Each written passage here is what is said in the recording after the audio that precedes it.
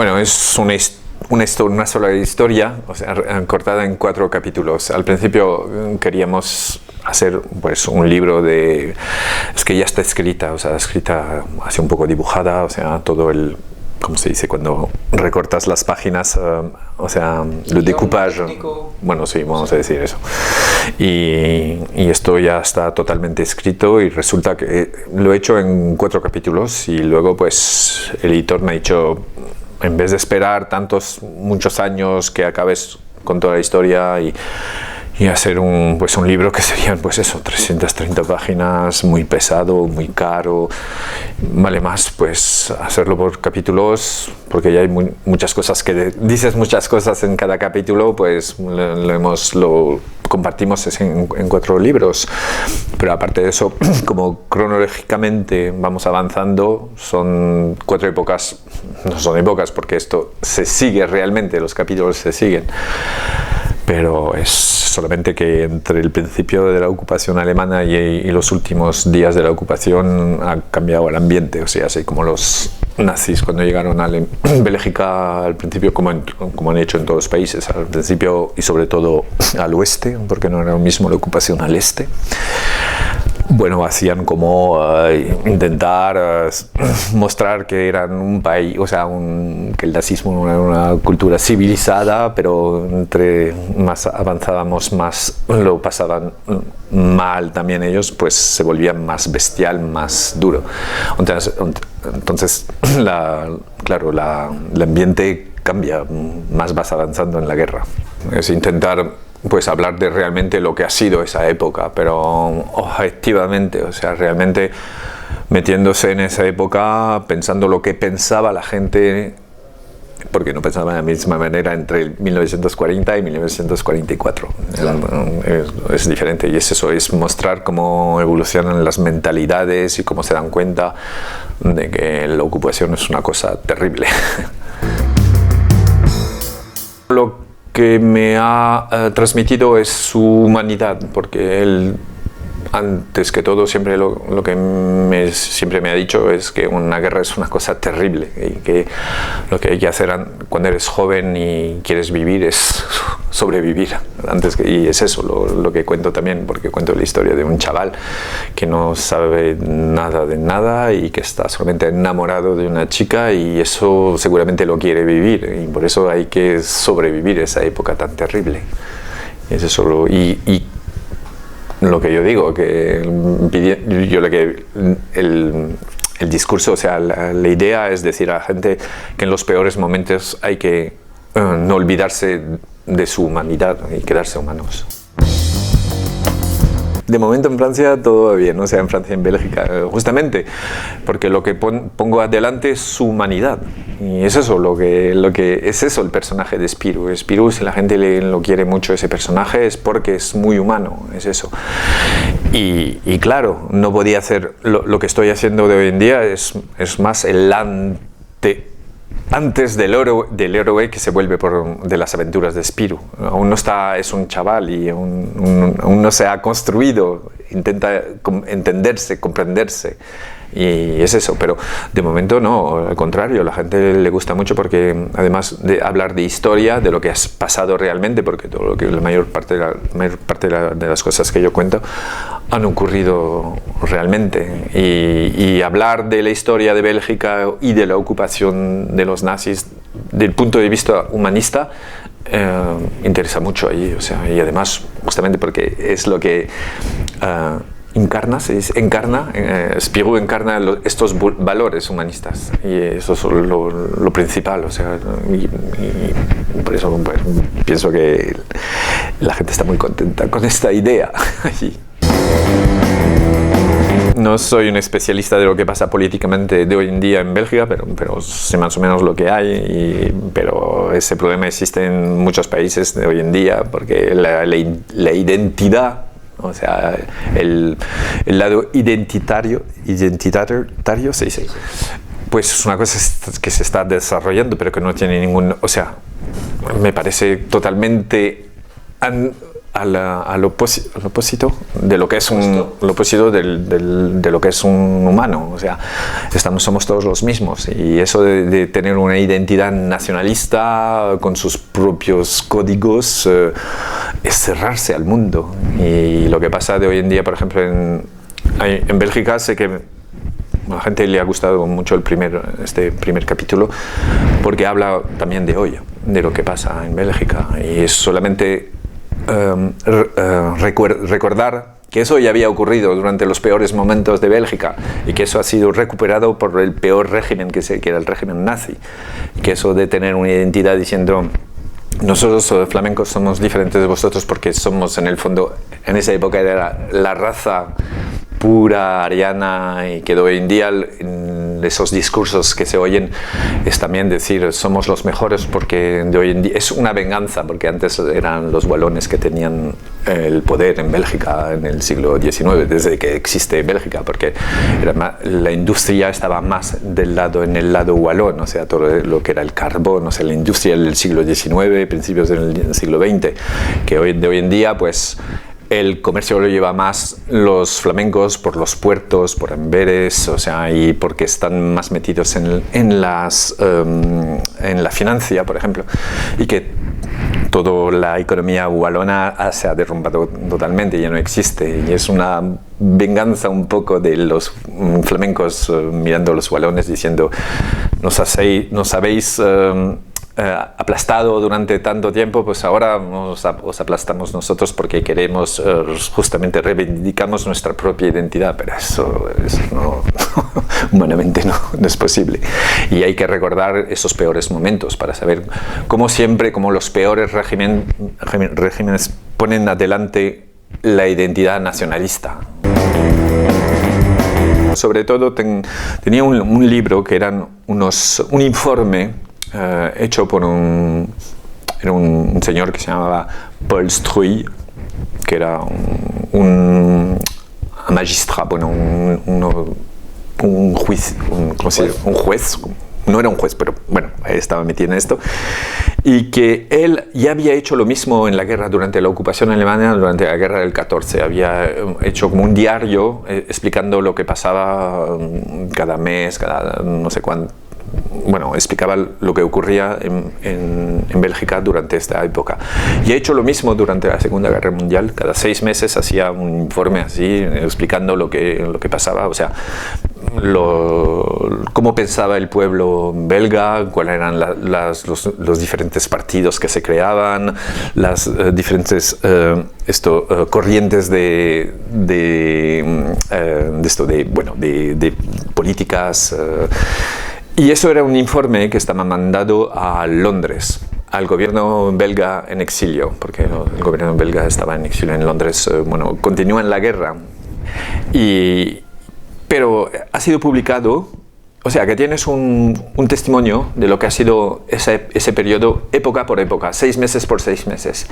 Y cuando tienes eso como referencia, pues estás realmente en la época, estás realmente en el momento, y puedes contar cómo era la gente, cómo pensaba la gente. Y por eso ahora, por ejemplo, en esta primera historia que acaba en otoño del 40, es un periodo que realmente la mayor parte de la gente en Europa, en los países ocupados, si no tenías una conciencia política, una conciencia de lo que es la democracia realmente y unas ganas de luchar contra este régimen, pues la mayor parte de la gente seguía y lo único que querían hacer la gente es sobrevivir, comer, y bueno, y muchos, claro, tienes miedo, pero antes que todo es sobrevivir. Y en ese caso, pues la gente, pues mira, podía ir, por ejemplo, a trabajar a Alemania, hacen más compromisos con el ocupante, porque no se daban cuenta realmente de lo terrible que era.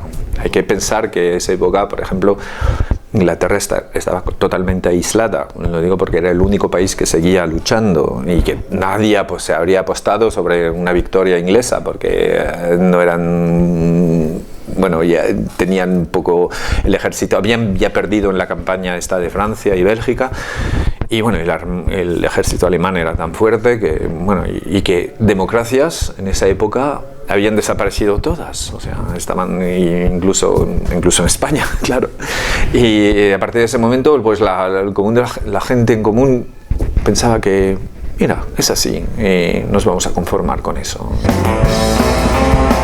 Exactamente eso. Y luego tenemos un chaval que no sabe nada de nada, pero como tiene su humanidad y en el fondo lo que le pasa a Spirou, aunque no sepa, él tampoco sabe lo que es el nazismo, pero resulta que tiene una amiga que quiere, que le ha abierto los ojos, que es la historia que cuento en el primero y en la primera historia, el diario de un ingenuo, que es una chica que se ha enamorado de ella porque le ha abierto los ojos y resulta que ella es comunista y judía y por lo visto está presa de los alemanes, de los nazis.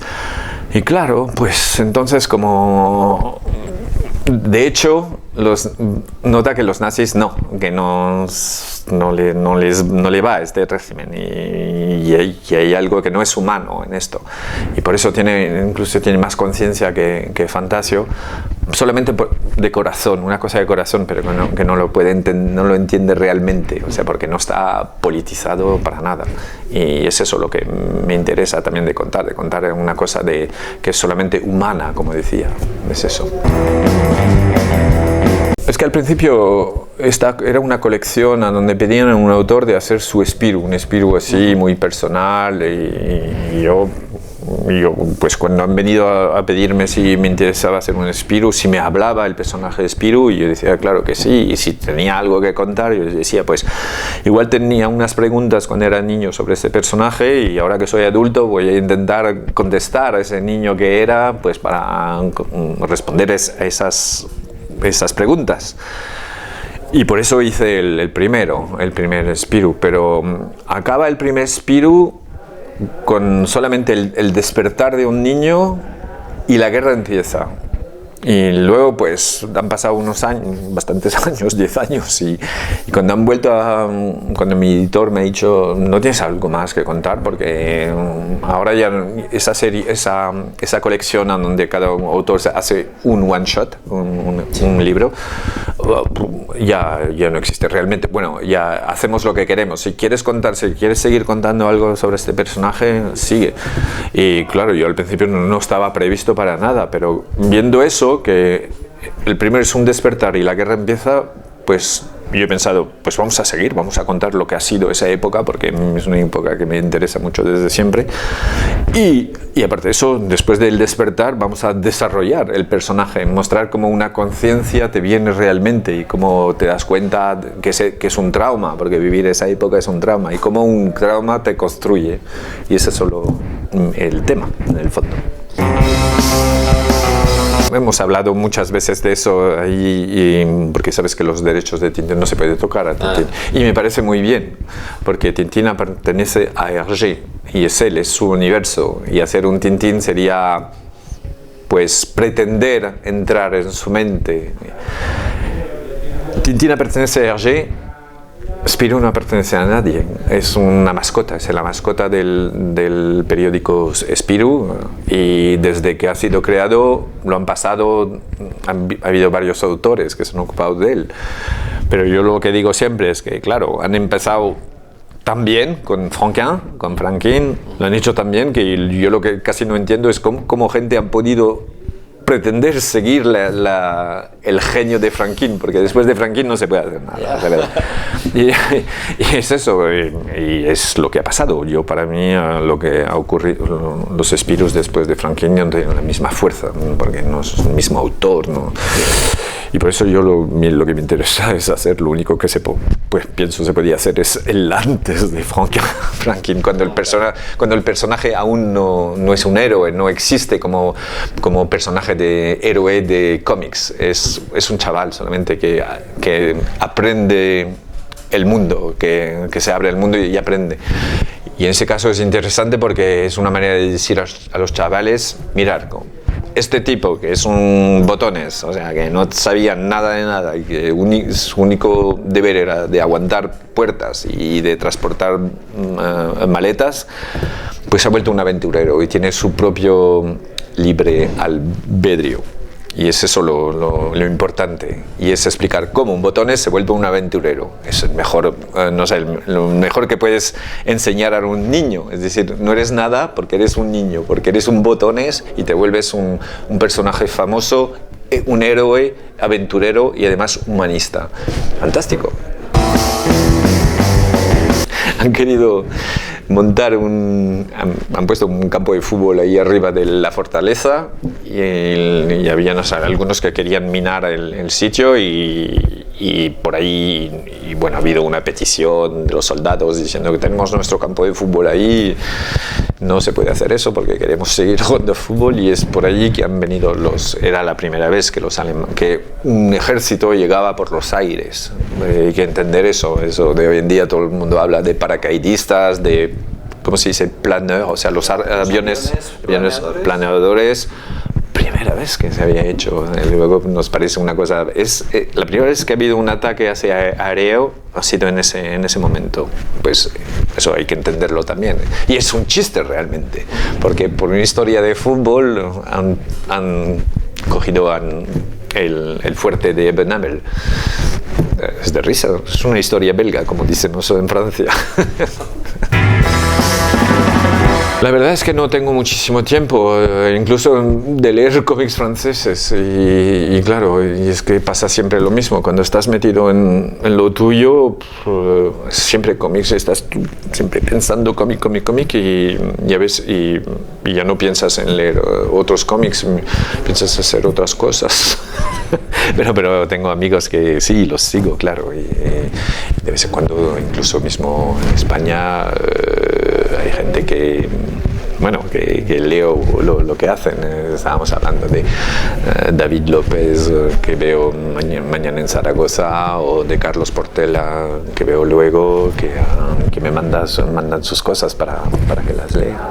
Pero si no, la verdad es que es una falta de tiempo. Tengo ganas de hacer tantas cosas que no tengo ni tiempo ni para mí.